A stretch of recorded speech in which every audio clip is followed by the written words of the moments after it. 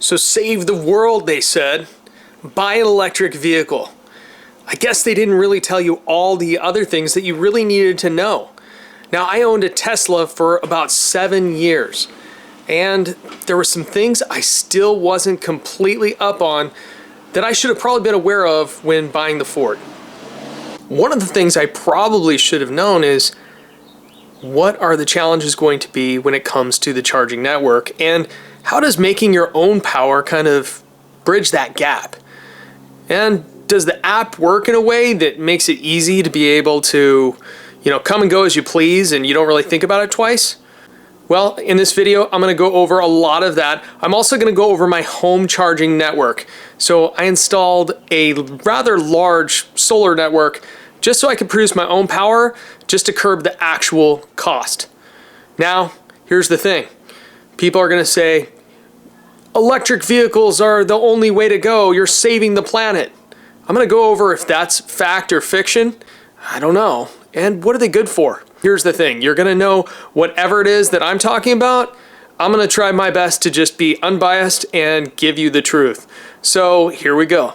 A lot of you were asking, what's the difference between the standard charger you get with the truck that you can just plug into either 110 or 220 and the Pro charger? So I put them side by side so you could see the difference. And the first one here is the regular plug-in charger. You can see right here how it's got the smaller end and it's 32 amps. To give you an idea on how much charging you can do on an electric vehicle with 32 amps, 25 miles an hour, I don't know. It's slow. That's the basic thing here.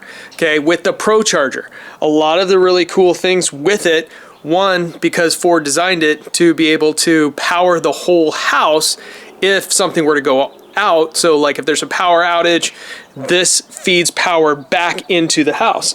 You can also see it's got a much bigger end. It's got this extra lower portion that allows more power to flow. So if you're talking about a fast charger, now we're talking about two 80 amp breakers.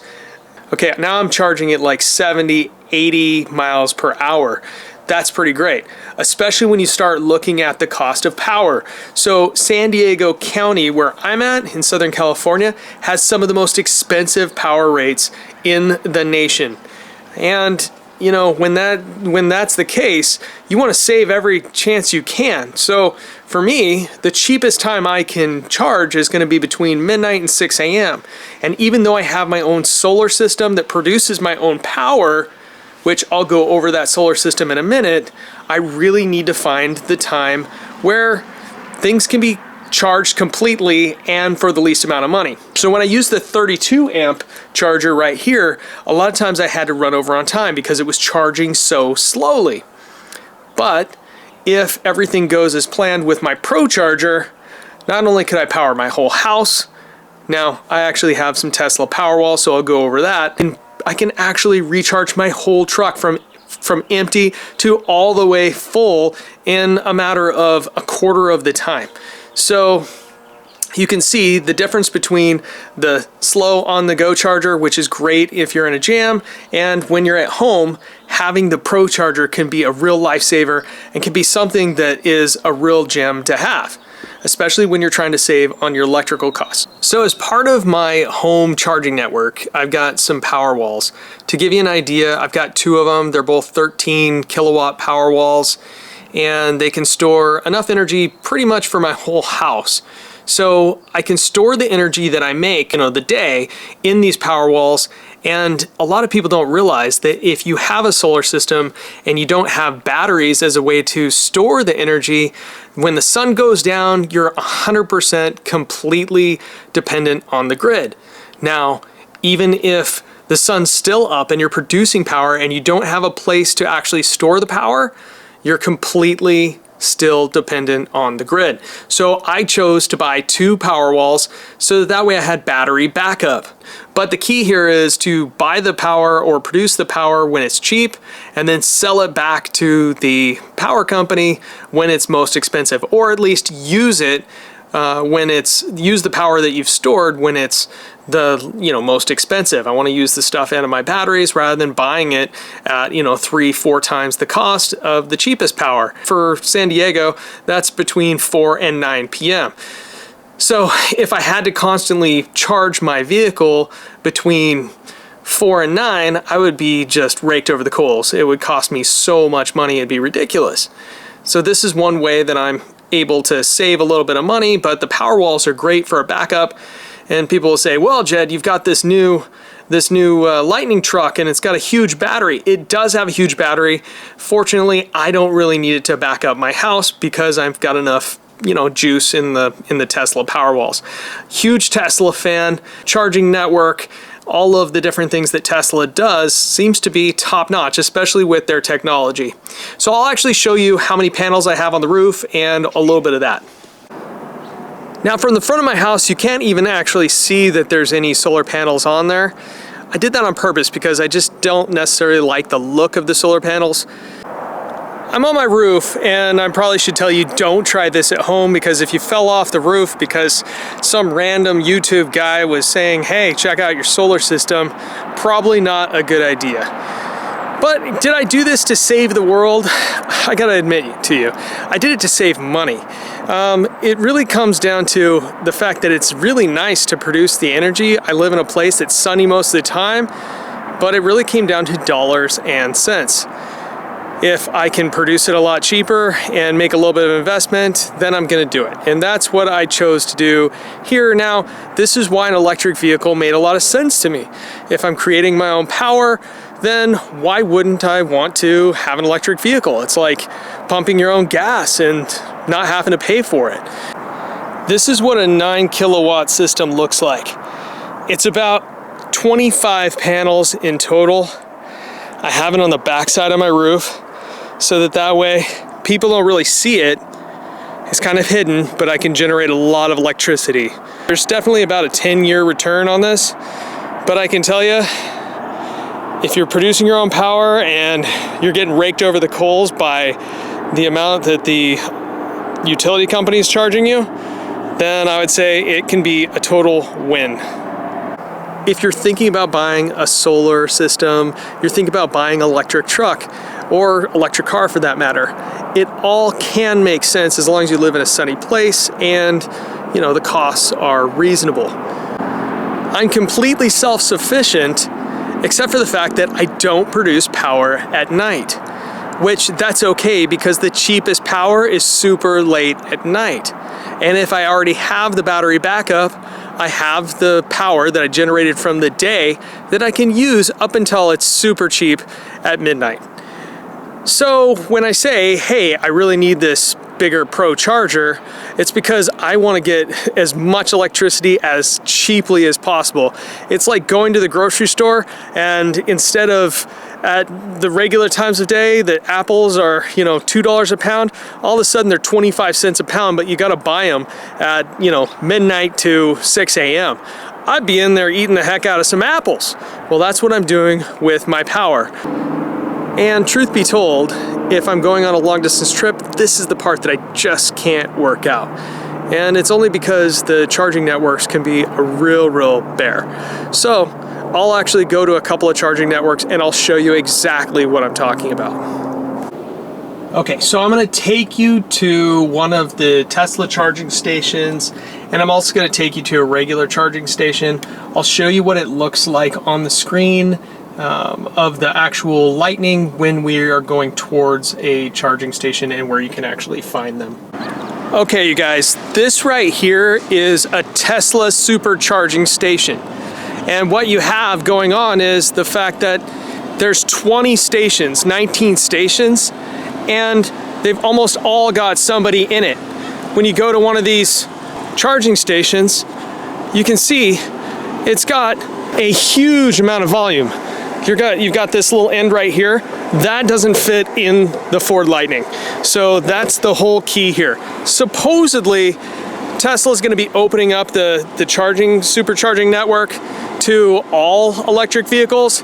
That's gonna be an amazing day because the supercharging network for Tesla is awesome. You spend very little time, and they always have a lot of chargers available. Not to mention too, most of the time, the charging stations are in really key spots. This one, right by Total Wine. I'll show you what the other charging stations look like. First of all, to find a charging station, you're gonna go where to on the Lightning, and it's got this little button right here, chargers.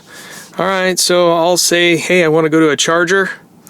Looks like there's 1.2 miles away.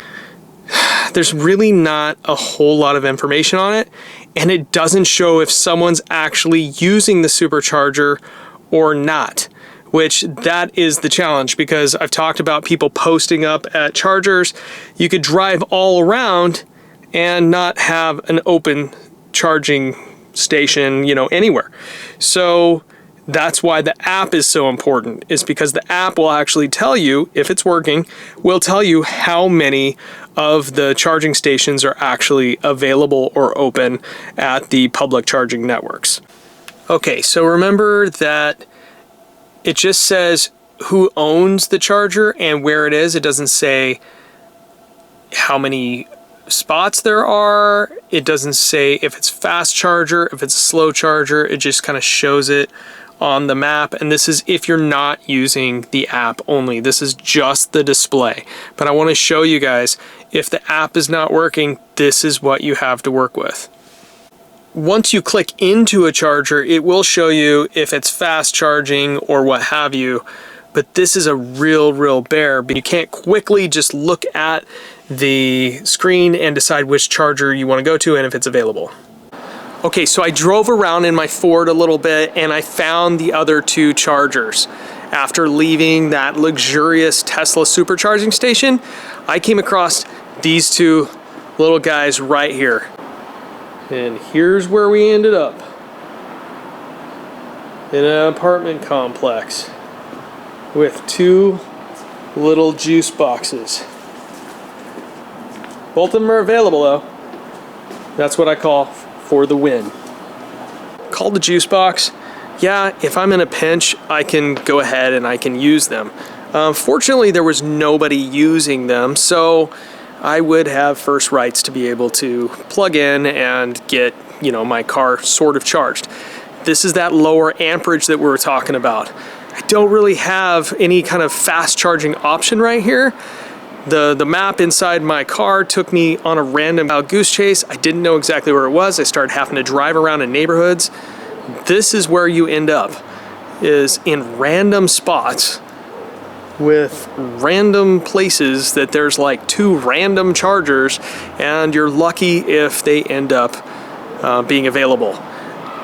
This is only if the app actually works, but we're going to address another issue.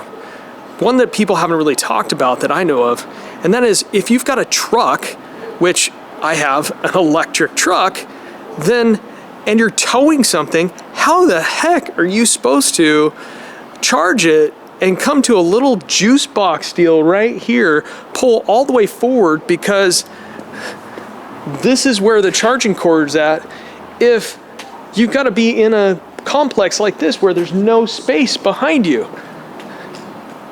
I'd be blocking the whole thing. There's no way that I could tow something and charge. So that means I'd have to detach the back trailer that I have, and I would have to then go find a charging spot and then go back and reattach it. That is a royal pain in the rear end. So this is the problem with some of the charging situation right now. I know a lot of this is going to get fixed, but it's going to be getting fixed because people are actually talking about it. So if you really think this is an important thing, I would say like and subscribe to my channel, and you can share it too. This is something important if you're looking at a Ford Lightning, a Rivian truck, any kind of truck that's electric. You need to be able to charge it and charge it effectively. So this is a fast charger outside. You've got 3 of them. It says that there's 2 there, but I believe that those are the different ends. Yeah, you've got 2 different styles of ends. This is the one that I would need right here. And this is for a different type of vehicle. This charger, you can't really see it, unavailable. I see that this lady over here is charging her vehicle, so that must be working, but this one is completely unavailable. Now, the other thing that I just want to highlight, this is where all the chargers are at. It's in a side note. It's not somewhere like that's really, really well lit. And in fact, you know, I don't know that I would want my wife having to charge a car late at night, even though it's Target, in this random spot. 2 of the chargers are not available.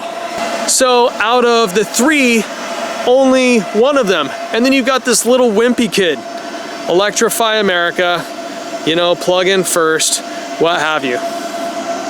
Carts, garbage, all sorts of stuff all around. And unfortunately, this is what we get to deal with as opposed to the wonderful Tesla supercharging network. So when you hear complaints about the charging network, here we are in a random place at a Target. These are the 3 superchargers. 2 of them are not operational. No way to really tell that. Only 1 of them is operational and it's in use. So I got all the way here. If it was late at night, I'd have been struggling. And here's the thing, I wouldn't want my wife to have to drive around late at night wondering, like, is she gonna find a charger? This is kind of a little bit frustrating. I just wish there was a little bit better way. And here's the thing, there really is. If Ford would just work on their app and really perfect that, they would give so much more power to the actual user or the person that's actually looking for a supercharger. Yeah, there's comments. Yeah, the app works part of the time. It's still extremely lackluster. And you know, when you've got 2 or 3 random chargers in random spots, there really needs to be a better network where you've got something like the Tesla network where you've got 20 chargers all in the same spot. People are out there, they're charging their vehicles and they're all doing it together. It's a lot safer, a lot better of a situation. People ask, well, Jed, why don't they put more chargers in place? Well, it's really simple. There's only so much power to go around. Tesla went around way before everyone, sucked up all the power, and so now everybody else gets these scraps. And there's really not enough to make an amazing network there. So are we adding things? Yes. But are we saving the world? Here's the thing, I just looked it up. In California, you know how much of the power is made by natural gas? This is electricity. It was over 46%. So even though I feel really good about using electric truck, not really emitting as many greenhouse gases maybe, there's still greenhouse gases being emitted just to power my truck. So we're not quite there yet. It sounds really good. So what's really funny is out of the 3 fast chargers, 2 of them were broken, 1 of them was working. There's a lady that's actually hooked up to the fast charger currently. A guy was driving around aimlessly looking for a fast charger. I had to explain to him that the one I was parked in was not actually working and the one over there was not working. So the only good one was the one that the lady was already attached to and charging. And it looks like she's only at 61%, so she's probably gonna be there a while. So let's wrap everything up and put a pretty bow on it. As it turns out, evidently I'm not saving the world by owning an electric vehicle. However, I am pretty fortunate because it's like driving a go-kart all around as long as you can get it charged. So we went over the different types of charging, the Pro Charger versus the travel charger. We went over how I'm making my own electricity, not at night, but during the day. And we also went over the difference between the supercharging stations and the regular random stations that you'll get. Now, is it kind of disappointing that all of the random stations are in random places and you don't know how you're going to be able to even charge? Like, who is it that you're going to be charging with? We saw a juice box. How am I going to get some of these working? Probably going to have to download some kind of random app. Someone actually commented, they said, what if I don't have a smartphone? I don't know who's not going to have a smartphone, but you bring up a good point in the sense of what if you don't have cell phone reception? See, these are a couple of the things that you have to look out for if you're thinking about, owning an electric vehicle. Personally, I do like owning the electric vehicle. I just don't like the hassle of the app. Until they actually fix it, I'll probably be talking about it. And I also don't like the extra time it takes.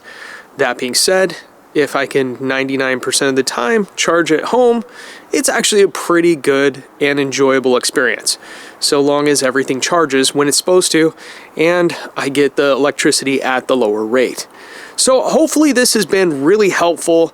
It gives you some insight into owning an electric vehicle. I know a lot of people are saying, hey Jed, you're a whiner. Not trying to be a whiner. Really excited about owning this vehicle.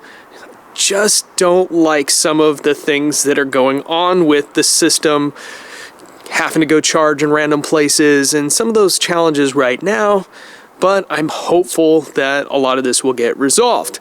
So until it does get resolved, I'll probably go over some different aspects. People have asked me about towing, and that's another big deal. And also, what do you use an electric truck for if you're not going 4x4ing and, out in the wilderness? Well, there's a lot of things that you can use the truck for. If you like what you see, do me a solid, like and subscribe. I'll be putting together some more content, and I would love to get your comments. We'll see you soon.